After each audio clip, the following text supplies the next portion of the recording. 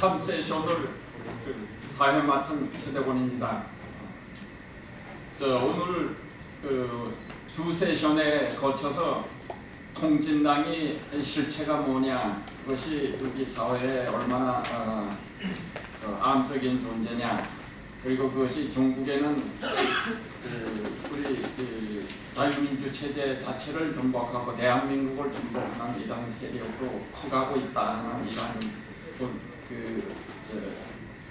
참 놀랍기도 하고 어처구니도 없고 이러한 것을 우리가 목격하면서, 자, 이제 어떻게 대처하느냐 하는 문제에 직면하게 됐습니다.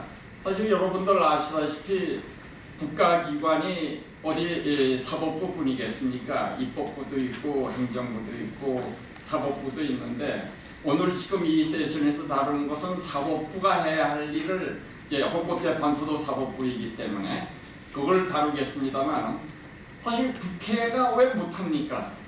왜 그걸 아로 사건, 이석기 사건과 같은 내란 음모 사건이 났으면은 그러한 정당을 스스로 국회에서 내몰고, 또는 심지어는 이정희 대표가 목취를 한 거 여러분도 알다시피, 이번에도 또 작은 규모지만은 후보들이 이렇게 나올 듯이 이렇게 하다가 또 딱 사퇴하면서 집어먹자니, 근데 그 돈이 다 어디서 나옵니까?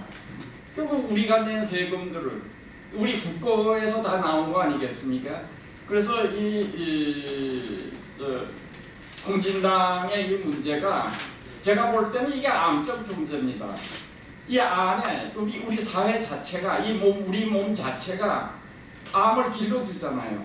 그렇잖아요. 그거 엄밀하게 그걸 딱 도려낸다는 게 대단히 어려운데, 왜냐하면 서로 연결이 되어 있기 때문에 피도 다 거기서 우리 몸에서 공급받고 영양분 다 받고, 지금 우리 사회가, 이 자유체제가 넓게는 우리 자유민주주의 체제가 숙주 노릇을 했고, 작게는 삼인당이 민노당이 그 역할을 했고, 또 후에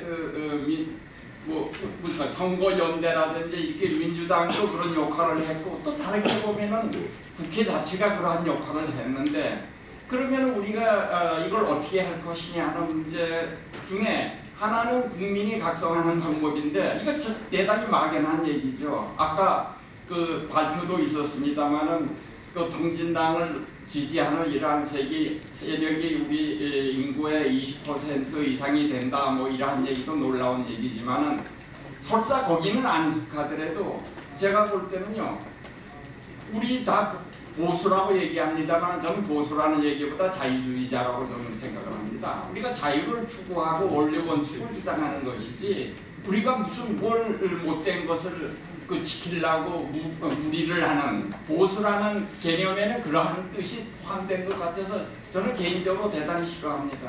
저는 헌법학자로서 자유주의자지, 헌법적 원리를 지키자고 하는 이러한 입장이지, 보수, 글쎄 잘 모르겠습니다. 왜 보수인지. 그러나 아무튼 보수라고 아까 소개를 하는 걸 듣고 저 자신은 좀 불만이었습니다만, 아무튼 이 암적 존재가 자꾸 확산이 되는 게 이제 문제거든요. 특히 이주천 교수님이 잘 말씀했습니다만은, 처음부터 작은 존재가 차차차차 정권이 바뀌고 또는 연대를 거쳐서 이렇게 해서 점점 확대돼가지고 나중에 이제 우리 체제 자체를 집어먹게 생겼는데, 이게 꼭 암하고 똑같지 않습니까? 암이라는 걸 제대로 다스리지 못하면요, 사람 자체를 죽이잖아요. 자유민주주의 체제를 죽이는 겁니다. 그러니까 이것을 어떻게 할 것이냐.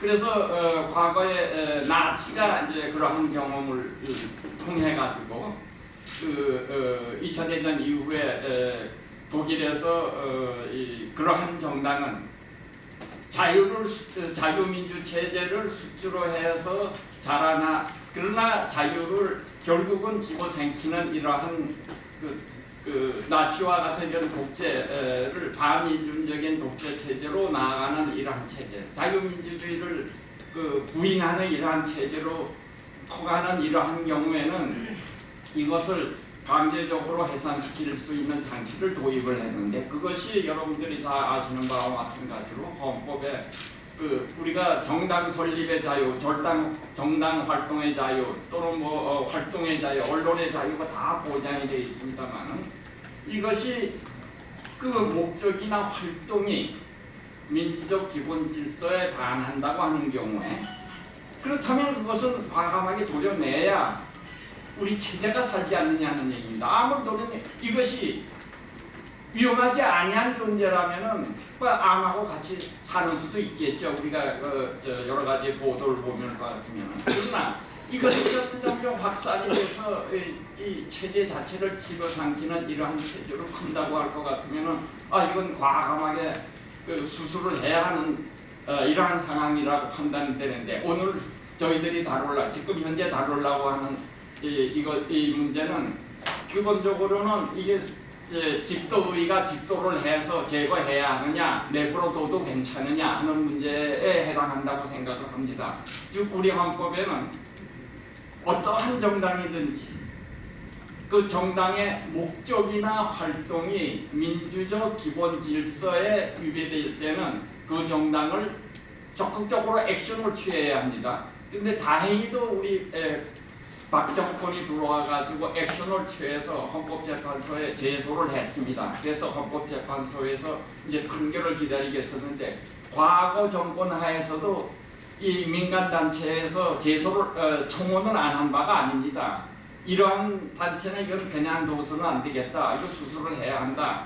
이 사법적인 절차에 따라서 수술해야 한다는 것을 진정을 하고 청원을 하고 했는데도 그게 액션이 취해지지 않았는데 다행히도 이번 정권에 들어와서 액션이 취해졌는데 그러나 사법부도 또 크게 보면은 자유민주 체제의 일부이기 때문에 그러니까 이것이 암 제거를 위해서 생살도 도려낼 수 있게 될 가능성도 없지 않아 있기 때문에 이정희 대표가 했다는 얘기대로 민주주의를 해야 하는 게 아니냐 갖다가 하면은 몸 자체를 죽일 수도 있는 거니까 그래서 대단히 어려운 문제이지만은 이 문제를 우리가 짚고 넘어가지 않을 수가 없습니다. 그러니까 문제는 목적이나 활동이 그 목적은 강령 같은 것이 통진당의 그 활동의 목적이 되겠죠. 활동 이석기의 그 내란 음모 사건 같은 건 대표적인 예죠. 그거 말고도 아까 두 세션을 거쳐서 자세하게 그 활동